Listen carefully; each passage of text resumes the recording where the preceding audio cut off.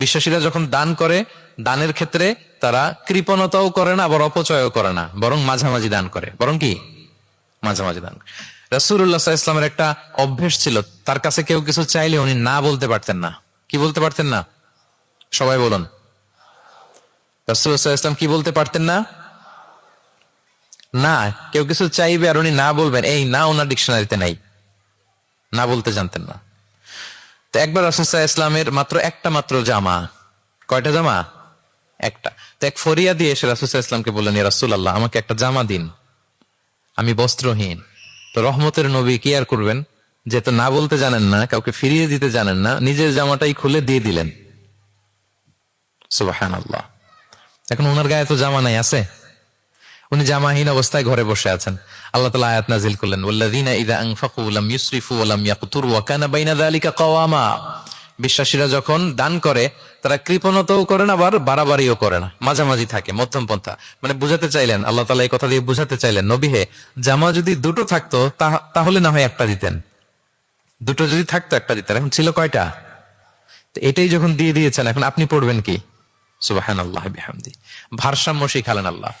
তাহলে ইসলাম হচ্ছে ভারসাম্যের ধর্ম, ব্যালেন্সড রিলিজিয়ান। বাড়াবাড়িও নাই, ছাড়াছাড়িও নাই। সাহাবাদের মনের মধ্যে একবার কৌতূহল জাগলো যে রাসূল সাল্লাল্লাহু আলাইহি ওয়াসাল্লাম রাত্রিবেলা কি আমল করে, দিনের বেলা কি আমল করে, ওনার ব্যক্তিগত আমলগুলো কেমন, একটু দেখে আসি। তো ওনারা খোঁজ লাগালেন। খোঁজ লাগিয়ে যা পেলেন তাদের খুব একটা মনোভূত হলো না। ওনারা ভাবলেন যে রাসূল সাল্লাল্লাহু আলাইহি ওয়াসাল্লাম হয়তো আরো বেশি আমল করেন, কিন্তু ওনাদের কাছে মনে হলো যে কিছুটা বোধহয় কমই হয়ে যাচ্ছে। তো একজন বলল, আরে রাসূল সাল্লাল্লাহু আলাইহি ওয়াসাল্লামের তো আগের পরের সব গুনাহ মাফ, গফিরা লাহু মা তাকদ্দামা মিন যামবিহি ওয়া মা তাআখার। ওনার তো কোনো গুনাহই নাই, এই আমল ওনার জন্য ঠিক আছে, আমাদের জন্য ঠিক না, আমাদের আরো বাড়াই করতে হবে। তো কি করা যায়? এই চিন্তা থেকে এরা একজন বলে যে তাইলে একটা কাজ করি, আমি আর এখন থেকে রাতে ঘুমাবো না, সারা রাত তাহাজ্জুদ করবো। সারা রাত কি করবো? আচ্ছা। আরেকজন বলে, তাহলে আমি কালকে থেকে যে নফল রোজা রাখা শুরু করব, জীবনেও মরার আগের দিন পর্যন্ত আর রোজা ভাঙবো না, খালি রোজা চলতেই থাকবে, সাওমে বিসাল। আচ্ছা, দুজন তো দুইটা নিয়ে নিছে। আরেকজন কি করবে? আরেকজন বলে, তোরা যা করছস, আমি এক কাজ করি, আমি আর আমার স্ত্রীর কাছেই যাব না, সন্ন্যাসী হয়ে গেলাম, আর বউদের কাছে যাব না, সন্ন্যাসী জীবন, খালি আল্লাহ বিল্লাহ, ইবাদত, জিকির, আজকার, দোয়া দরুদ পড়তে পড়তে জীবন শেষ করে দেব। তিনজন তিনটা নিয়ে নিল। এই কথা যখন রাসূলুল্লাহ সাল্লাল্লাহু আলাইহি ওয়া আলিহি ওয়াসাল্লাম তিনি শুনলেন, তিনি অপছন্দ করলেন।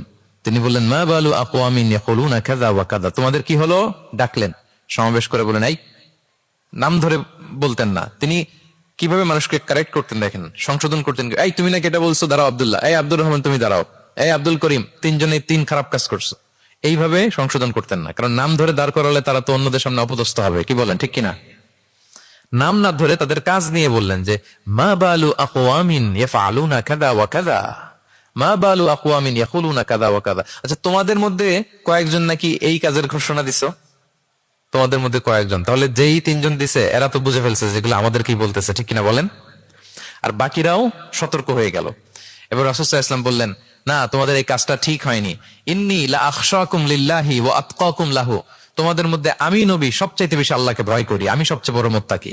কই, আমি তো রাতে ঘুমাই, আবার তাহাজ্জুদ পড়ি, কিছু সময় ঘুমাই, কিছু সময় তাহাজ্জুদ পড়ি। এই ভারসাম্য রেখে জীবন চালাতে আমার তো তাকওয়ার কোনো ক্ষতি হয় না। আমি তো স্ত্রীদের সাথে মিশি, আমার তো কোনো সমস্যা হয় না। আমি মাঝে মাঝে নফল রোজা রাখি, সোম বৃহস্পতি, বাকি দিনগুলোতে দিনের বেলা আমি খাই। কই, এই ভারসাম্যপূর্ণ জীবন আচরণে আমি নবী হয়ে তো আমার কোনো সমস্যা হয় না, তোমাদের তো সমস্যা কোথায়? সুবহানাল্লাহ।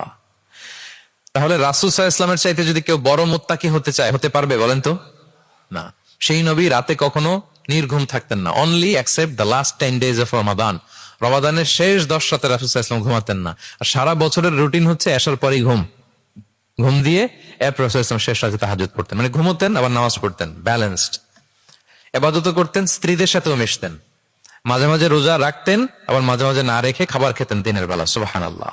তাহলে এটাকে বলে the balanced approach of Islam. আরবিতে বলে আল ওয়াসাতিয়াতু ওয়াল ইতিদাল, মানে মধ্যমপন্থী থাকা, ভারসাম্যপূর্ণ থাকা।